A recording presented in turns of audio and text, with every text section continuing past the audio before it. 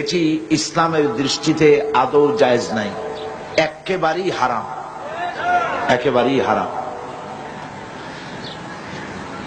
তালাকের বিষয়টা হিল্লা প্রশ্ন আসে তালাকের পরে, তাই না? সেজন্য তালাকের কথাটা আগে বলে নেই। ইসলাম কিন্তু তালাক চায় না। আল্লাহর কাছে সমস্ত বৈধ জিনিসের মধ্যে দুটি বৈধ অত্যন্ত জঘন্য, নিকৃষ্ট। একটি হচ্ছে ভিক্ষাবৃত্তি, আর একটি হচ্ছে তালাক। আল্লাহ পাক আদৌ পছন্দ করেন না। কিন্তু তারপরেও তালাক প্রথাকে ইসলাম তালাকের প্রভিশন রেখেছে। কারণ হতেই পারে এমন যে স্ত্রী শরীয়তের বিধান মানছে না, চরিত্রহীনা হয়ে পড়েছে।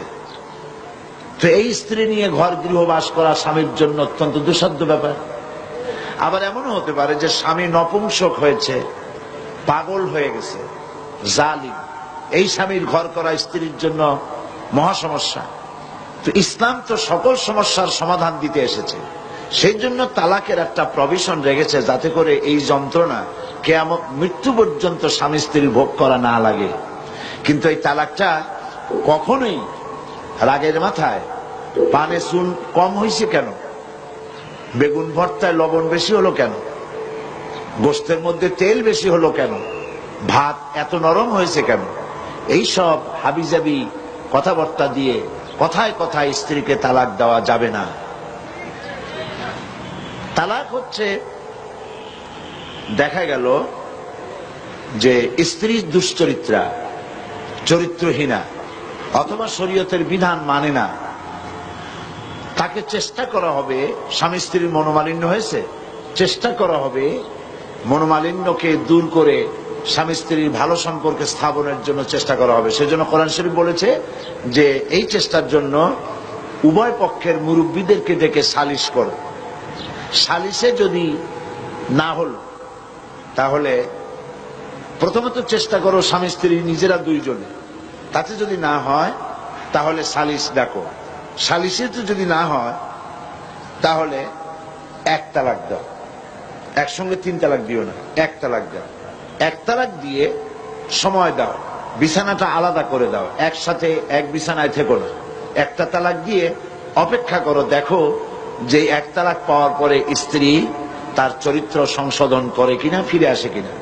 যদি ফিরে আসে তাহলে দ্বিতীয় মাসে তাকে তুমি তোমার কাছে ফিরিয়ে নিতে পারো।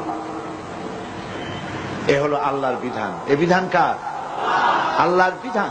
কোরআন শরীফে আল্লাহ পরিষ্কার বলেছেন দ্বিতীয় মাসে তারে ফিরায় নাও। দ্বিতীয় মাসে দেখা গেল স্ত্রী ফিরল না, তার পূর্ব নীতির উপরই বহর, চরিত্র ভালো হলো না, তওবা করলো না, শরীয়ত মানলো না, তাহলে বশ্যতা স্বীকার করলো না, তাহলে দ্বিতীয় মাসে আর এক তালাক দাও, বিছানা ওইভাবে আলাদাই থাকুক। যদি স্ত্রী স্বামী থেকে এই বিচ্ছিন্নতায় বিরহ যন্ত্রণা সহ্য করতে না পারে এবং নিজের দোষ ত্রুটি বুঝতে পারে, আর যদি ফিরে আসে, তাহলে তৃতীয় মাসে তারে ফিরায় নাও। দেখছেন আল্লাহর বিধান, ফিরায় নাও। কিন্তু দেখা গেল তৃতীয় মাসেও ফিরল না, তখন তাকে গ্রেট ডেঞ্জার সিগন্যাল নাম্বার 10 দিয়ে দাও। 1, 2, 3, এরপর তো আর কিছু থাকে না। তৃতীয় মাসেও যখন ফিরল না, তখন 3 তালাক বায়না করে তাকে ব্যাক করায় দাও, বাস শেষ হয়ে গেল। এরপরে আল্লাহ পাক বলছেন এই স্ত্রী আর কোনদিন তুমি গ্রহণ করতে পারবা না, তোমার জন্য চিরকালের জন্য এই স্ত্রী হারাম হয়ে গেল। হাত্তা তানকিহা জাওজান গায়রাহু, যতক্ষণ পর্যন্ত অন্য পুরুষ সে গ্রহণ না করছে।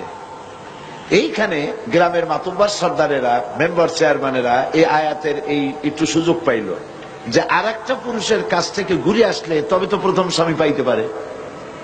সেই জন্য তারা হিল্লার ব্যবস্থা করল। সেই হিল্লাটা কি? সেই হিল্লা হলো একটা পুরুষের সঙ্গে কন্ট্যাক্ট করা হলো, চুক্তি, যে তুমি এই মেয়ে লোকটাকে বিয়ে করবা, কিন্তু সাবধান, তাকে টাচ করতে পারবে না, অথবা 3 দিন রাখবা, তারপরে তাকে তালাক দিয়ে দিবা। এইভাবে পয়সা দিয়া অথবা ম্যানেজড ওয়েতে বিবাহের ব্যবস্থা করে দিল। ইসলামী শরীয়তে এই ধরনের হিল্লা বিবাহ সম্পূর্ণ হারাম, আদৌ জায়েজ নেই। তাহলে কি হবে? হবে এই যে প্রথম স্বামীর তালাক দেওয়ার পর স্ত্রী ইদ্যত পালন করবে। ইদ্যত পালন করার পর সে ইচ্ছে করে কারো সঙ্গে যদি বিবাহ করে, কোন পুরুষকে যদি স্বামী হিসেবে গ্রহণ করে, আর ওই পুরুষ যদি মারা যায়, তাহলে প্রথম স্বামী তাকে ইদ্যত পালনের পর আবার স্ত্রী হিসেবে নিতে পারবে। দুই, এ হলো 1 নম্বর সূরত। দ্বিতীয় নম্বর সূরত হচ্ছে এই যে দ্বিতীয় স্বামী বিবাহ করার পর ঘটনা চক্রে যদি দ্বিতীয় স্বামী তাকে তালাক দেয়, কোন পরিকল্পিত উপায় নয়, চুক্তির ভিত্তিতে নয়, কোন ঘটনা চক্রে যদি তালাক দেয়, তাহলে প্রথম স্বামী নিতে পারবে। এছাড়া প্রথম স্বামীর কাছে ফেরার বা গ্রহণ করার কোনো সুযোগ নাই। মৃত্যু পর্যন্ত এই স্বামীর জন্য ওই স্ত্রী হারাম হয়ে গেছে। এই হচ্ছে ইসলামের বিধান।